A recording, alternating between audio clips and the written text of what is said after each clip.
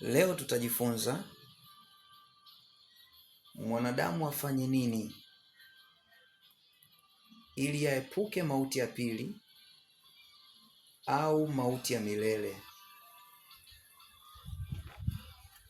Kitu cha kufanya ni kuacha dhambi, kuacha makosa madogo madogo ama makubwa. Kwa kufanya hivyo, utaepuka mauti ya pili au ya milele. Wanadamu katika dini zao au katika makanisa yao wamepanga mambo fulani ambayo wanafikiri kwa kuyafanya hayo wataepuka mauti ya pili au mauti ya milele. Wengine wamepanga kutoa sadaka kubwa, kujenga makanisa, kufanya usafi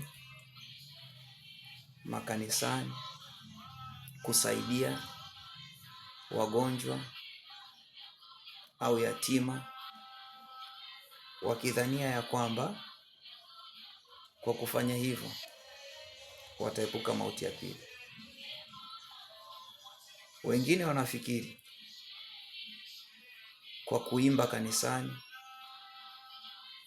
wengine wanafikiri kwa kuhubiri neno la Mungu watakuwa wameepuka au wamekwepa mauti ya pili, lakini sivyo.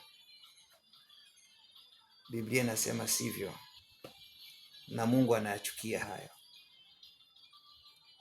Hayo yanaitwa matendo ya sheria. Wagalatia sura ya 2 mstari wa 16 inasema, mtu hahesabiwi haki kwa matendo ya sheria. Kumbe haya yote ni bure.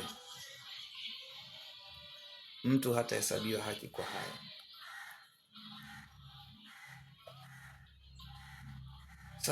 Sasa Mungu, je, ana mpango gani wa kuhesabiwa haki? Tukisoma katika Warumi 3 mstari wa 28 inasema ya kwamba tunahesabiwa haki kwa njia ya imani. Kumbe haya yote ni vizuri kuhusika nayo,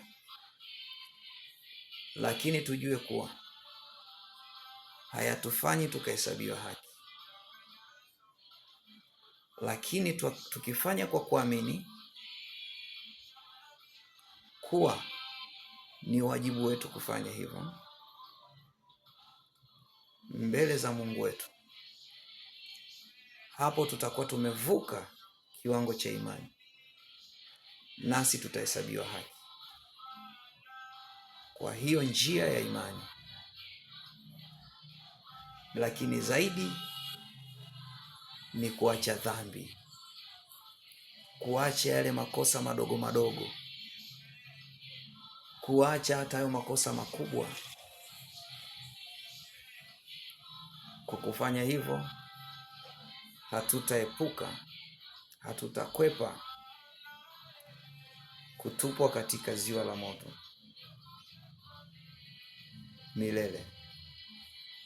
Amen.